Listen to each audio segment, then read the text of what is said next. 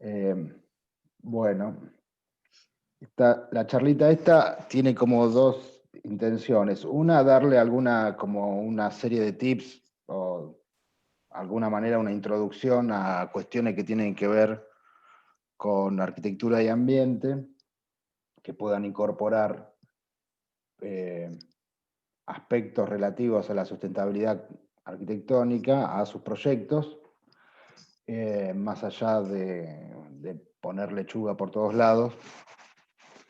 Y por otra parte, volver a ver algunos temas de lo que tiene que ver con el diseño de la imagen del edificio, ¿no? Así que bueno, eh,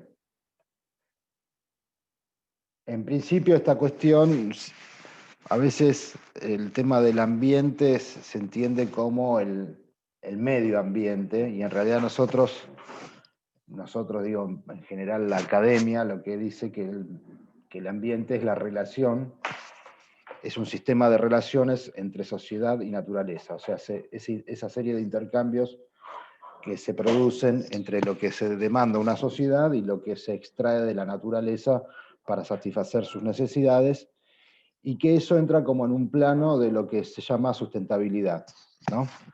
Específicamente con respecto a la sustentabilidad en general, tiene como cuatro patas, que son estas que ustedes ven aquí, ¿no? La social, la económica, la ambiental y la política. O sea, no es solamente ambiental, sino que debe comprender de alguna manera también esas otras esferas, ¿no?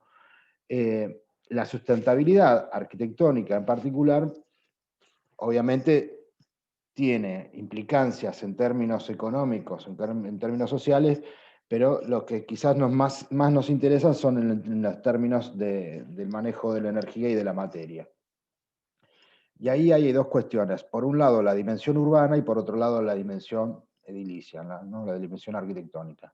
Con respecto a la urbana, obviamente, todo lo que tiene que ver como la ciudad y como sistema abierto que requiere de una serie de demanda al medio natural, una serie de o materias primas o de energía, y que la ciudad la devuelve en desecho de nuevo a ese medio natural, con lo cual hay como una degradación que algunos físicos llaman la entropía, ¿no? En términos de energía, si este mapa, que ya tiene unos cuantos años y seguramente las actualizaciones habrán cambiado no demasiado, marca de alguna manera, por un lado, donde más gente está ubicada, ¿no? Donde hay más densidad habitacional, hay más requerimiento de energía, y por otro lado, cómo el grado de desarrollo de las sociedades demandan cada vez más energía. Si ustedes ven, África es un continente que tiene mucha población, pero que prácticamente ahí se ve apagado. Y la otra característica es que siempre están oscuras las zonas mediterráneas, ¿sí? O sea que las grandes ciudades se ubican siempre cercanos a los sistemas costeros o a los circuitos, a las redes de agua, ¿no?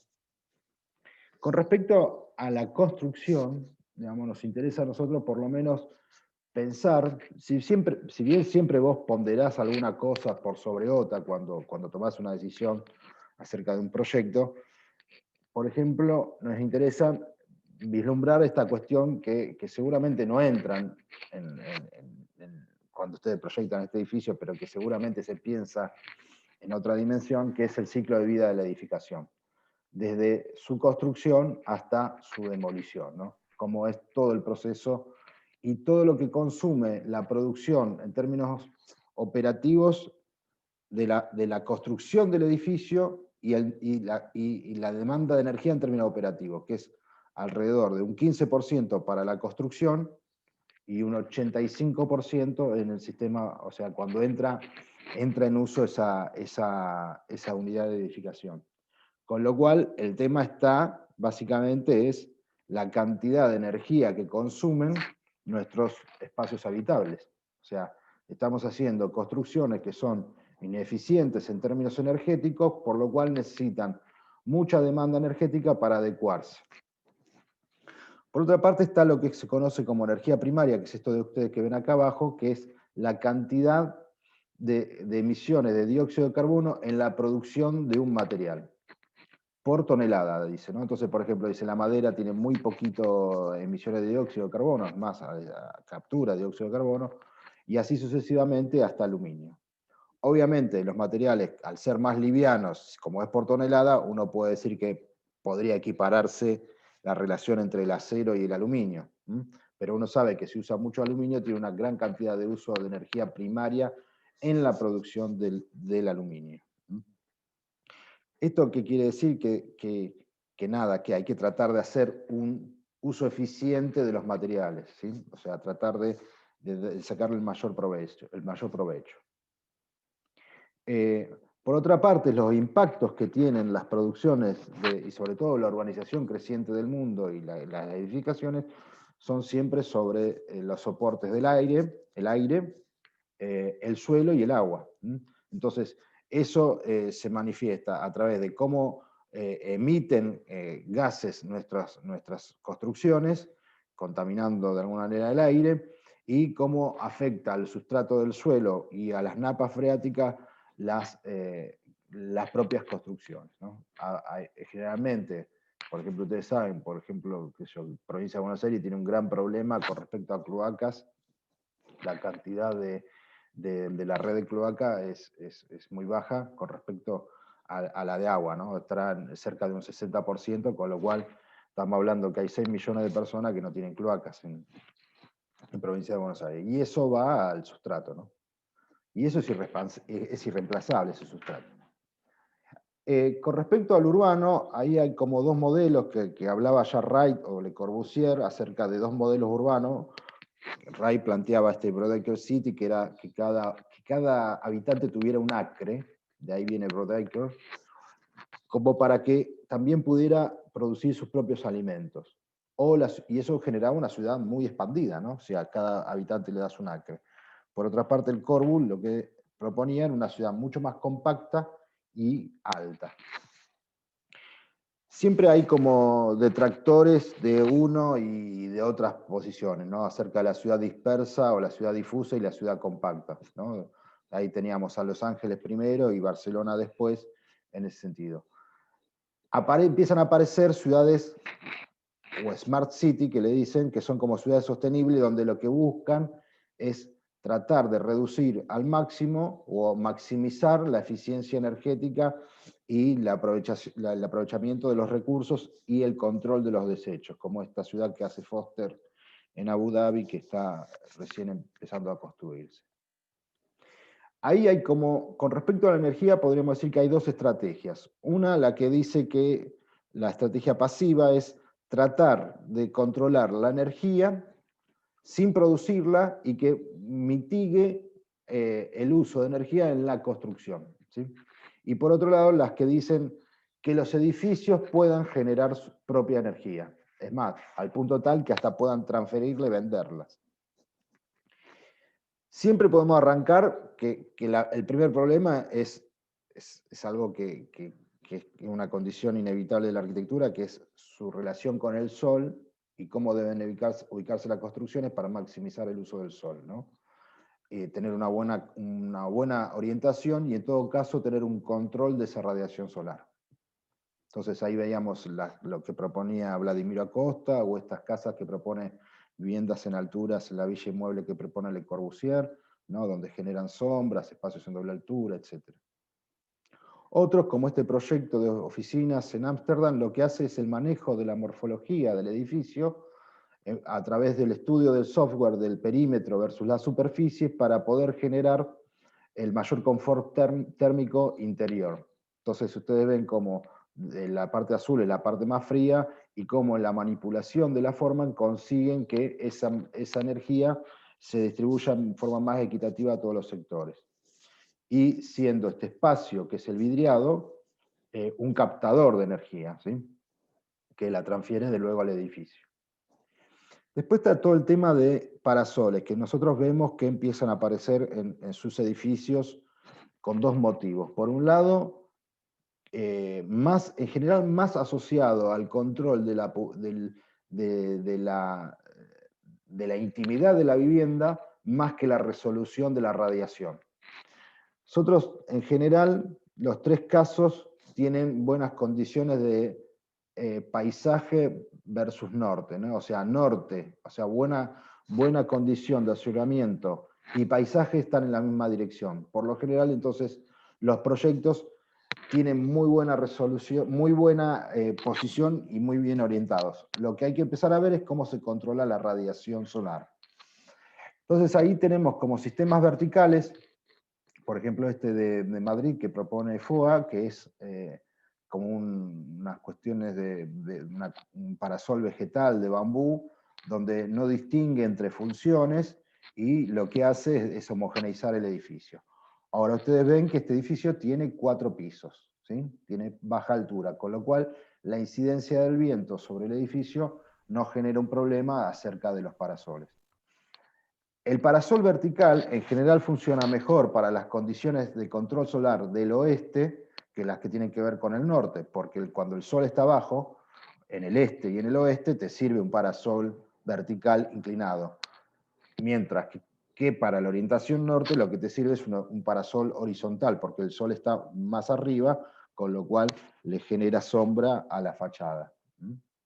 Y acá hay distintas expresiones, estos son los horizontales, ¿no? El edificio de Álvarez, un edificio de TVA y otro los dos son de ATV, perdón, no dije TVA, donde proponen parasoles horizontales de diferentes características que generan como una doble trama, ¿no?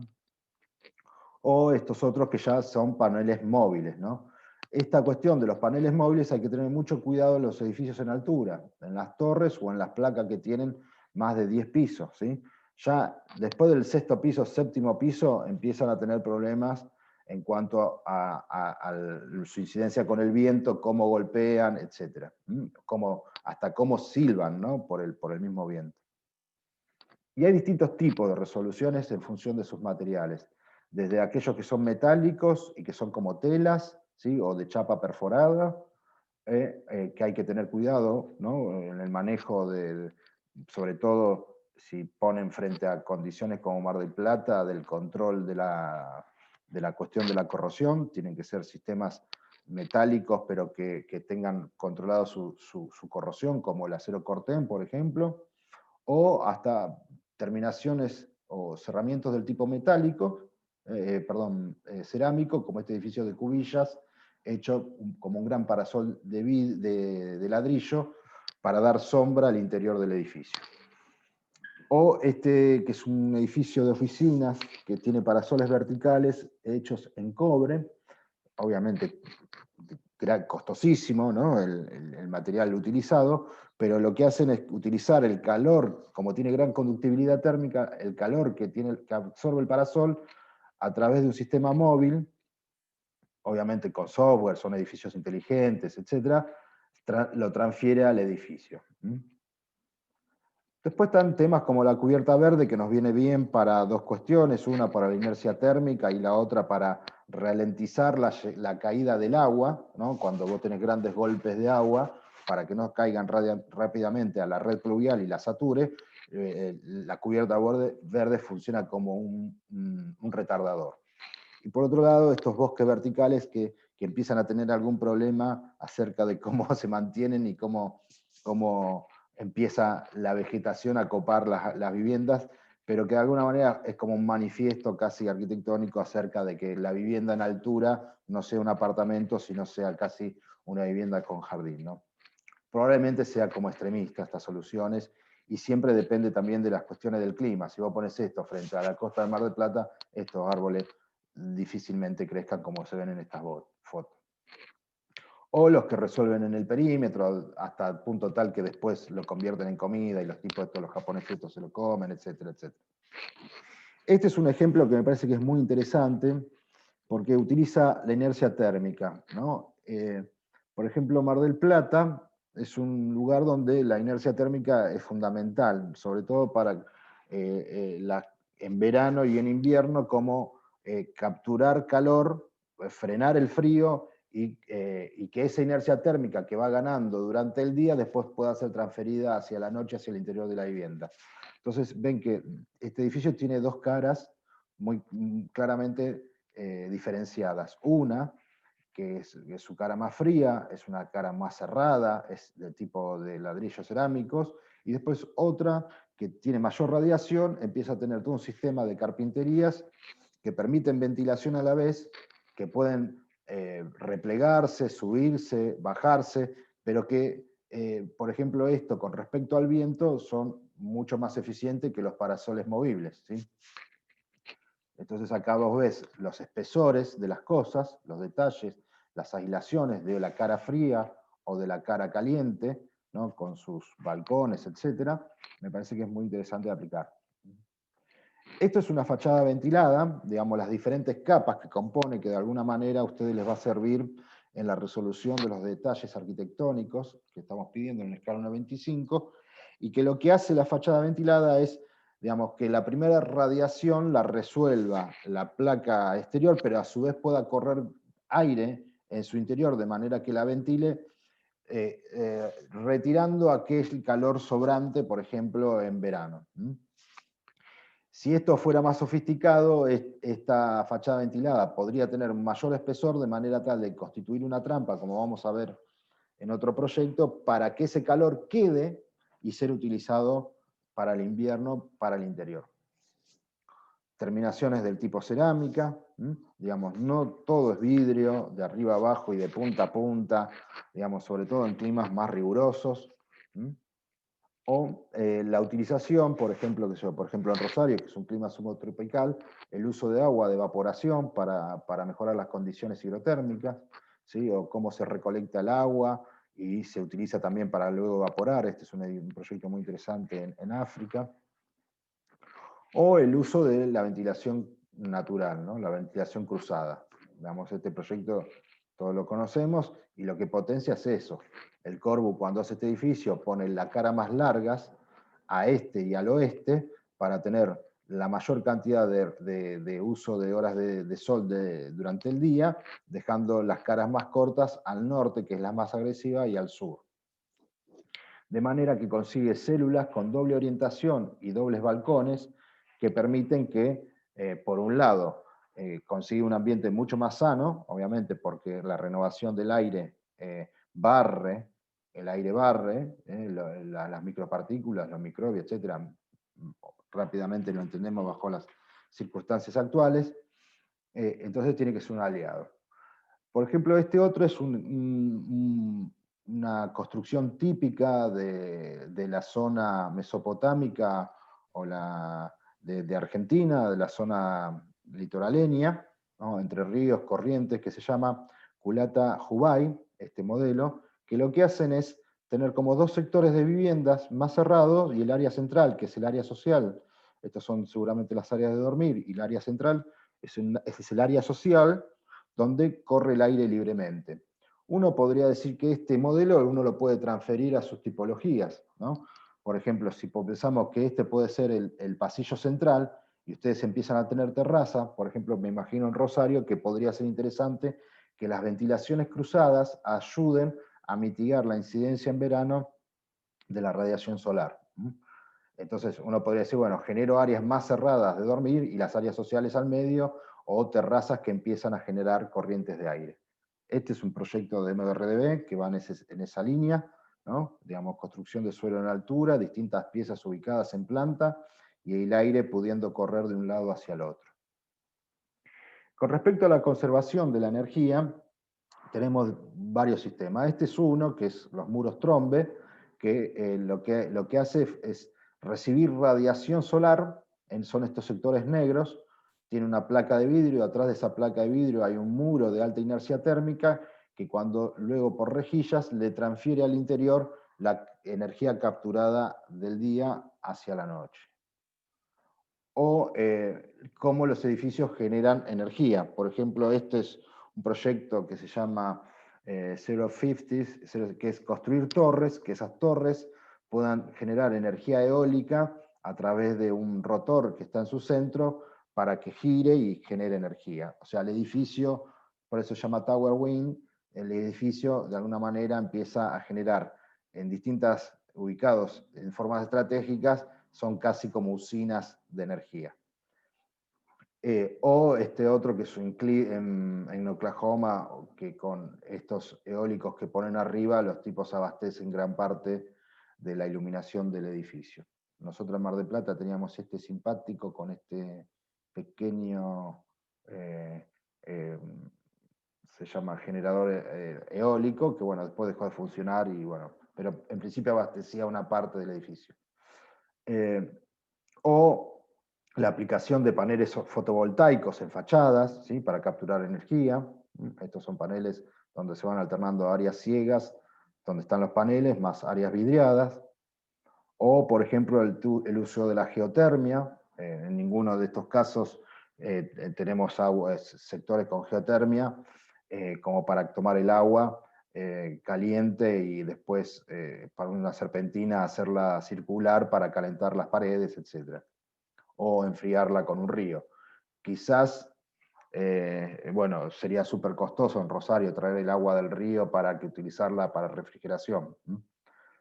Estos son un pozo canadiense que lo que hace es, como la temperatura en la Tierra siempre está más o menos constante y tiene gran diferencia con el exterior, lo que se hace es tomar aire, filtrarlo por ese pozo y entregarlo con un delta T, un diferencial de temperatura entre el exterior y el interior.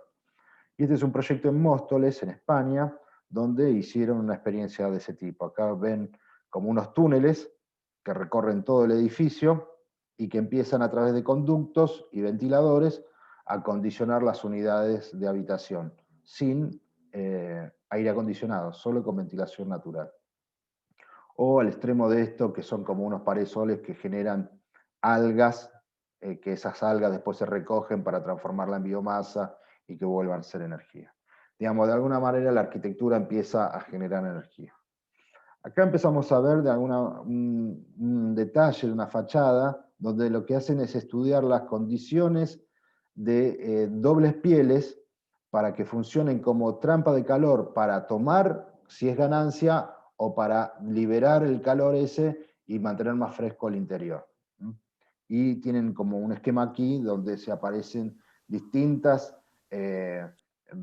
digamos, mecanismos para ayudar a mitigar el impacto del acondicionamiento de los edificios, que seguramente estos gráficos les puedan servir para sus representaciones en la entrega.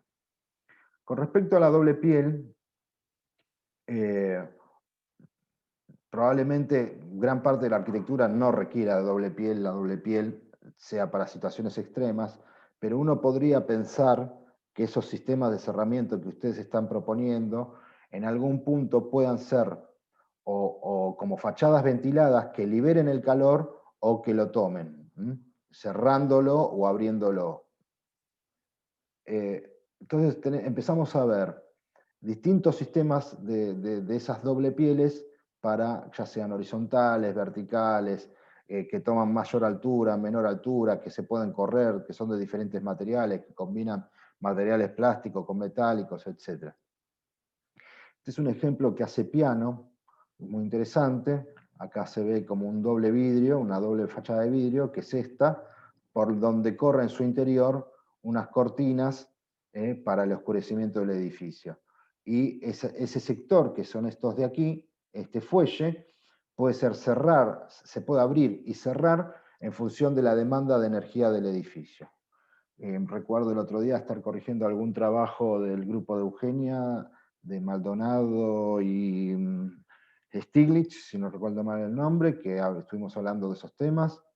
O, por ejemplo, todo el diseño de los brisolets, ¿no? Acá tienen como un catálogo de tramas más cerradas, más abiertas, de doble módulo, de distintos anchos, que combinan lo vertical con lo horizontal para la incidencia ya sea de la luz del norte o la luz del oeste, y que pueden ser aplicados perfectamente a sus edificios y que datan, obviamente, ya desde la arquitectura moderna del Corbu, de Niemeyer, que puede ser retomado como lenguaje y no solamente, y que estas cosas son fijas, no tienen problema con el viento y que pueden ser muy interesantes de aplicar en sus obras.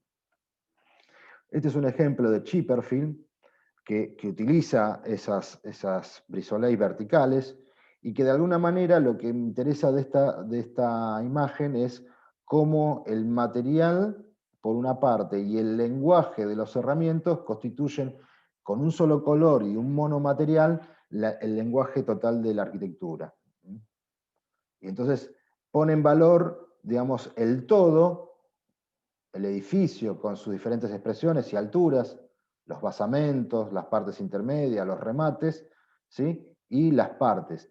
Pero no está lleno de particularidades, sino que hay como decisiones más del índole general. Digamos, esta es la escala a la que vamos a ver nuestros edificios. Entonces yo veo que hay muchas propuestas que están más cercanas a la escala de diseño de 2 en la resolución de las partes que a la escala de la alta densidad, como la que estamos haciendo nosotros. Este es otro edificio en Holanda, hecho por Mecano en Ámsterdam, aplicando diferentes tramas, más cerradas, más abiertas, tratando de indicar cosas diferentes de lo que está pasando posterior de la fachada, ¿sí? Funciones diferentes. O este otro de SOM, Skidoo, Win Merrin, que trabaja con estas cajas, empieza a ver como una lectura general de la totalidad del edificio, sus horadaciones y el diseño de las partes, ¿no? Acá ven que hay prima la idea de caja y de líneas horizontales por sobre los parasoles verticales que los empiezan a realizar con otro material, ¿no? Como un material metálico, transparente, que deja pasar el aire, pero a su vez otorga sombra. O, por ejemplo, los horizontales, como el caso que estamos viendo, que estos Torres Beirut de Gerson de Merón, que ya en su propuesta en relación a la ubicación del edificio con su clima, lo que estas personas, claramente los arquitectos ya sabían, digamos, que iban a tener un tema importante con la radiación solar. Entonces, por ejemplo, acá no hay un curtain wall de arriba abajo que resuelve la fachada, sino que todo esto está mucho más atrás, para generar espacios de sombra y que la radiación solar no pegue en las carpinterías, sino que las protejas, bajando notablemente, obviamente, el costo energético de acondicionar luego sus edificios. Esto no quiere decir que el edificio no va a requerir energía, pero lo que va a hacer es que va a requerir menos energía. Y además se transforma en lenguaje arquitectónico, en la expresión del edificio y en la organización de las partes. Y tiene distintas naturalezas, ¿sí? Ahí veíamos blanco y finito, esto es el hormigón en bruto y más grueso, ¿sí? Pero siempre eso pega la vuelta, predomina la horizontal por sobre la vertical, entonces la vertical es negra, está un poco rehundida. O, por ejemplo, los que buscan entender el lenguaje del todo y de las partes, ¿sí? Este es un edificio de Jean Nouvel en Chipre, en Nicosia, Chipre. Y este es un edificio que me parece muy interesante, que también es de Awaki y Asociados, es en Tokio, y que tiene un lenguaje como muy austero y que no va por el lado ni de las dobles pieles, ni de los parasoles, sino lo que hace es controlar la masa, el hueco, ¿sí? Por donde se ve el paisaje, por donde entra la luz, y que fíjense que tienen diferentes dimensiones también en función de los ambientes a acondicionar. Entonces me parece que el tema es controlar proporciones para esas cuestiones. Me parece que puede ser motivo de diferentes interpretaciones la teórica, la pequeña charla de hoy, pero lo que buscamos de alguna manera es que vuelvan sobre las ideas del proyecto, ahora relacionándola a la piel, no solamente desde el punto de vista estético, sino a partir de las solicitaciones que debe resolver. Debe resolver cuestiones claramente simbólicas, seguro, estéticas también, que implican que un edificio se entienda como residencial y no como corporativo, claramente, pero además la arquitectura tiene soluciones materiales y tecnológicas, y que de alguna manera expresan las condiciones de abrigo necesarias y las relaciones con el ambiente. Entonces, me parece que es interesante que ustedes salgan de esa lógica como de levantar la planta, ¿sí? Y resolver el proyecto solamente desde ese lugar. Claramente, obviamente, están haciendo muchas más cosas que esa, no quiero ser exageradamente crítico con lo que se está haciendo, pero me parece que requiere de miradas mucho más precisas y más críticas acerca de sus proyectos, acerca sobre todo de la idea de totalidad y parte, escalas, armonías y materialidades. ¿Mm? Así que ahora se va a cortar porque queda un minuto y nada, y volvemos a entrar un cachitito y después sí nos vamos a los grupos.